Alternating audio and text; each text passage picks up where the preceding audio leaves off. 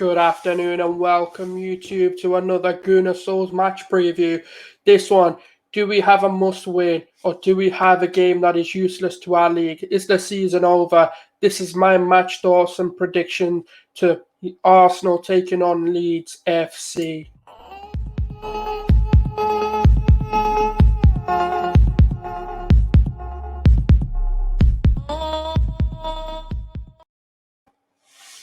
This is a must-win for Arsenal. We have gone two back-to-back games with defeats, one against Wolves with a freak incident and one against Aston Villa with an error coming from Cedric. This is redemption for Arsenal. This is the time where Arteta needs to get his act together. He's had a week off.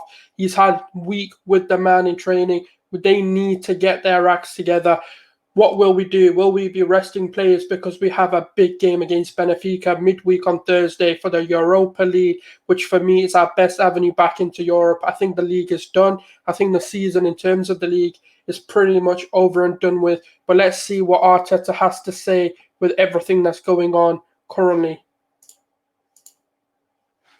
So we'll be looking at some match news and some updates from Arteta himself and from Arsenal. Obviously, one of the first things is we've got some team news and some predictions from themselves. We're unbeaten in our last 8 games against Leeds. We've won 6 and drew 2 in all competitions, which is looking good going into this. We didn't get beat by them. When we look at Bielsa, obviously, we know what he's like as well. We've drawn and lost one, so it doesn't look good against him. Obviously, we've got the inexperienced side of Arteta.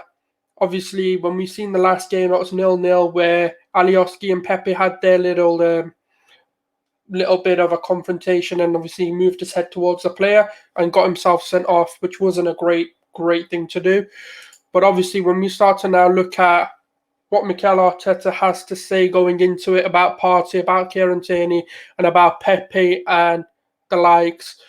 On the news, he says not really. In the next 2 days, the injuries have been bad, and we know they are evolving. And will they be available for Sunday's game? Be patient and be looked to players breaking down on how long Partey could be out. It's a difficult one. He felt something during the game. We didn't think it was too bad, but after the scans, it looks a little bit worse. He won't be available to play against Leeds, and we can see it involved in 2 days. But it is a muscular injury. Again, this is not looking good. Even for the Benfica game, we do need him back for the Europa League. But this is looking like another one where we're rushing him in too early. Or Arsenal cursed with the injuries that they occur, and because at Atletico he was pretty much fit. I can't remember a time he was injured.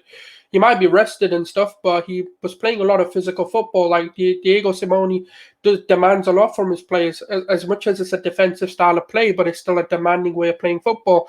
So why has he come to Arsenal and started picking up these injuries? Are we rushing him back? That's a question we need to be asking, and I think Arteta needs to be asking as well. Obviously, the player's feeling frustrated, but of course he will. He's at the prime of his life. It's the prime of his career, and now he's out. Of course he's going to be annoyed. Competition between Leno and Ryan. I think Matt Ryan played a really good game, and the first game he played for us after so little training, I think he was really good. I really liked the way he reacted because of conceding the goal on your debut so early and still reacting the way he did. And that, yeah, I agree with that because I do think he showed an elitist mentality, and he did actually perform one of our best, and that doesn't really say a lot. But I think he made some superb saves. You know, his confidence and his head could have dropped, but he's a Brighton player. He's not an Arsenal. He's not been at Arsenal for long, so you know he might actually develop into being the Arsenal mentality. But he looked good. He made some good saves. I think obviously Leno's going to come back in. I'm obviously going to get into my predicted 11 soon, but obviously when we look at things as Ryan ain't going to play, I think he's going to be one of those where if Leno's out, he'll be the second to come in.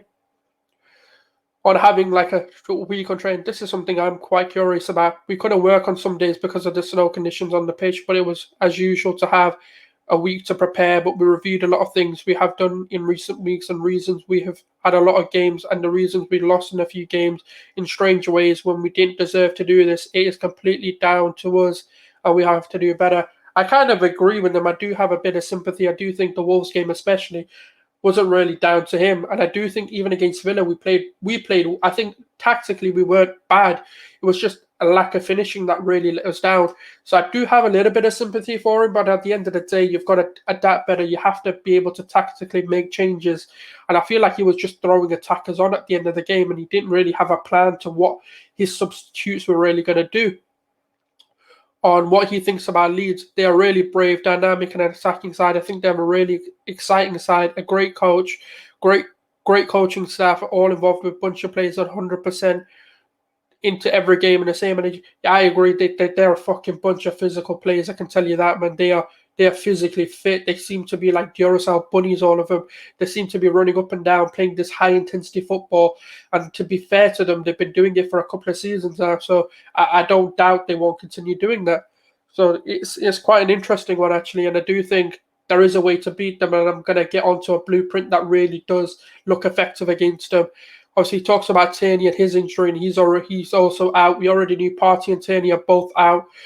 And yeah, he talks about Nicholas Pepe and what he needs to do now is maintain the levels now for months, not weeks. I think he's done much better. I think there's been a click with him, even his mentality, how he's approaching every training session, the importance of every action in a game.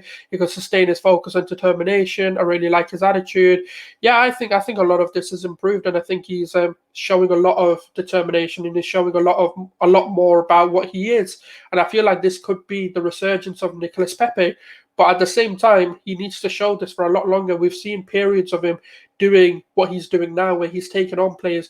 We've not seen him score so many goals consistently. So obviously that's something which he's been consistent doing. Even at Wolves, he was like, forget this, I'm going to do it on my own, nutmeg 2 players, and just went and scored. That's what we need to be seeing. We need him to be taking players on more. And I feel like him coming onto the left has really allowed him to do that. It's given him a different dimension to his game.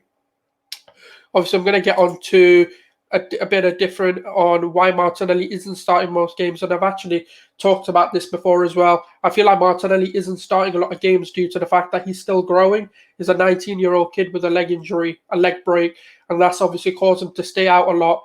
And that's pretty much what Arteta's indicating there because of his age and everything, and him to develop into a game, coming back from an injury and then picking a slight knock or a proper injury.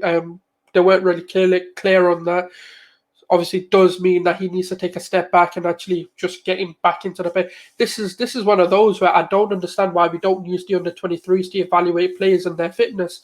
They used to do it back in the days, and they used to do, like, even Roy Keane's played under-23s just to get his fitness up. So I don't understand why we don't use it, but that's here nor there, really. I think that's up to the club to do that if they want to. And then on Balogun leaving, no, I'm still very positive. Flo is going to stay with us, and it's what we're trying to do as a club, and it's what we're trying to do as a manager, what he's trying to do as a manager. As far as I know from last week, the player wants to be here, so I'm positive, and I think he's made big progress in a few months. The problem is Balogun just wants to play games. He wants to be sort of, in a way, promised or shown a path to how he's going to get back into this. And that's the one thing he's not being shown. He's not being shown whether he can get back into this or not.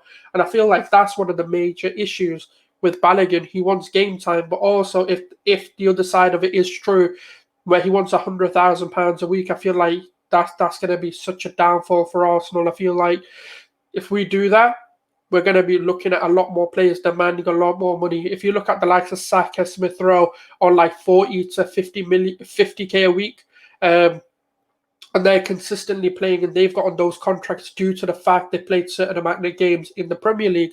And when you look at Balogun, as good as he's been in Europa League appearances, he's not played a minute of Premier League football. So to meet those demands, just silly. As good as he may be in the future, but that just shows a lack of mentality. Because if you're that good, you'll be financially fine in the future. So there's no need to be demanding so much money when you think you're that good. But obviously, what we're going to do is, given obviously what's available, we're going to be moving into what my starting 11 is and what I think we need to do and the blueprint we need to follow. One of the things that I did want to talk about is we need to use the way Ole and United set up against Leeds, where they had pacey players, and that's going to be the key to beating Leeds, because they had Dan James playing, and Dan James had a good game against them. Rawley, because all he had was pace. He could absolutely rip into their defense. They played a deeper line and they counteracted them, because they know no matter what you do, Leeds are going to attack you. That's just what they do. They don't really sit back. It doesn't matter who you are. They want to come for your throat. And what you do to that is you sit back, absorb the pressure, and hit them with pace. That's why I don't think this is going to be a game for Lacazette. But obviously, I'm going to get into my starting 11 and kind of talk to it in depth and why I picked players. This one, to be honest, is just an obvious one. I don't think there's really much to say in this. I think Leno's going to come back. He is our number one, and he will be back into this game. Here will be Bellerin. Again, as we know, Taney's out, so it won't be Cedric. We don't have Maitland-Niles. There's no one else that can really go in there. I think that's just going to be one of those where, again, it doesn't really need an explanation. It's just what's going to happen. Here, I would like to see, if I can get him, type it in.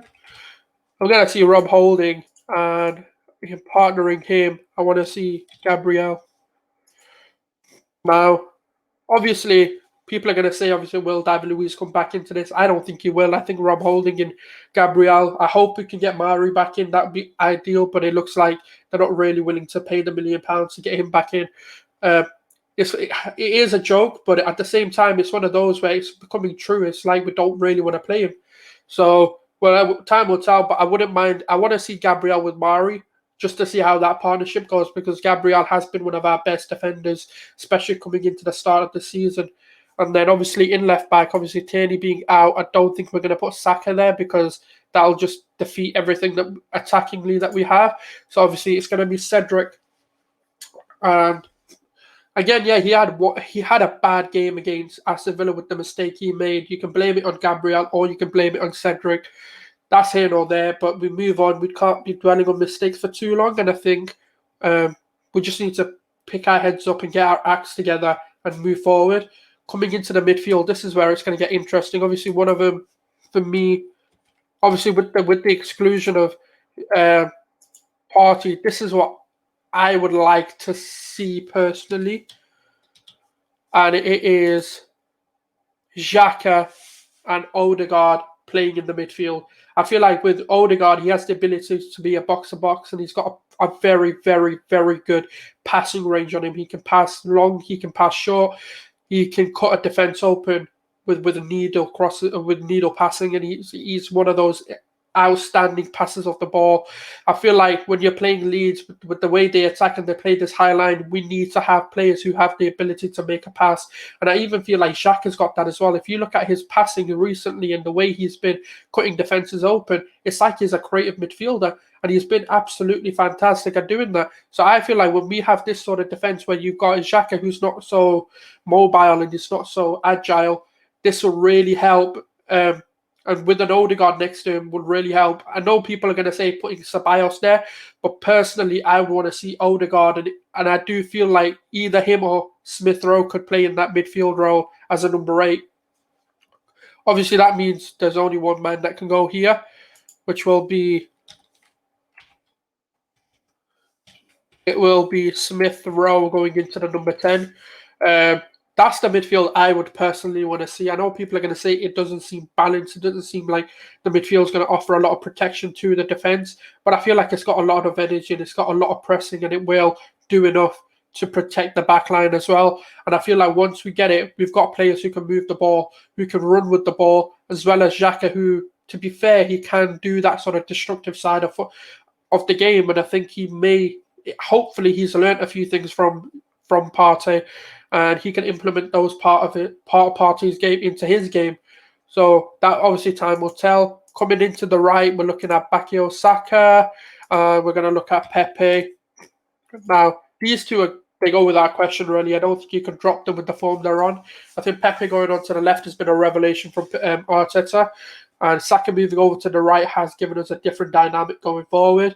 I feel this is going to be what we need in this game is a lot of pace going up forward, and we need to be able to expose their high line using pace. And that's one of the ways we're going to beat them. We don't really need great finishers. We just need to get in behind, and that's how we're going to create the chances. Now, this is the one where there's a lot of back and forth between the two players that I want to see here. Now, for me, I want to see Aubameyang be up front now. And a lot of people are going to say, what's he done to deserve that? And what's he done and why not Gabby Martinelli? Now, for me, I don't feel like he will start Gabby Martinelli. And I know this is my starting 11. But at the same time, we've got to be real with what he's going to do as well. And I feel like this is going to be the best 11 he can pick. And I know that's a bit harsh on Lacazette, and obviously with the form he's been on, but I don't feel like he suits this game. Unfortunately, I know it's harsh to say that, but he just doesn't. He doesn't offer what I want him to offer because he's not a fast or pacey striker. He's one of those that likes to come a bit deeper. And I feel like when we're breaking down a Leeds team, we need someone to just stay up with a bit of pace. And obviously, Aubameyang, Pepe, and Saka, they can all interlink and go from the wings to the middle. And this will really, really break down that defense. If we look at the way United absolutely thrashed Leeds in their game, they honestly just went with the most pacey players and had creative midfielders behind them. They had the likes of Pogba and Bruno Fernandes playing these looping long passes, and that's what broke them. They didn't even need to get through the defense because the passes were already over them. And then when you have the pace to go in behind, defenders are going to find that hard. When you've got the trickiness of a Saka and a Pepe, where they've got a bit of flair to their game as well, and then you add Martin Odegaard there as well, who's got bags of skill. You're looking at flary players that can break this defense down in many, many ways, and you've got the pace to get in behind. And then Aubameyang is a clinical striker. As much as people want to write him off, he is clinical, and I feel like this is the game where he can make his name again. And when you look at Pepe and the form he's been on, he's going to be brilliant for this game as well. He's a tricky player who does ask questions of defenders, and I hope that's the way he approaches this game as well. And then when you look at the likes of Bukayo Saka, obviously, man speaks for himself, but he's volumes ahead of a lot of players in the league. He's one of those youngsters with the best stats all round. And as much as people want to put him down for just having a season of goodness, he's destined for stardom. And this is the 11 I would go with if I was the manager and what I think Arteta should do. Will he do this? Probably not. Will I like to see this? 100%. This is one of those obviously debates that we're always going to have with what players we should be putting where, but that has been my match preview of Arsenal versus Leeds. Please subscribe, like, and share. If there's a lot of content coming on, you can even look at our previous one, hashtag Gooner Thoughts. That's something where we're going to have panels on. We're going to be talking about big topics at Arsenal and even general football as well, and what we think is going on with the game of football. Has it moved on?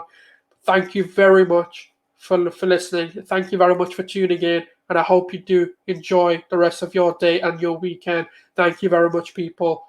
This is Gooner Soul signing.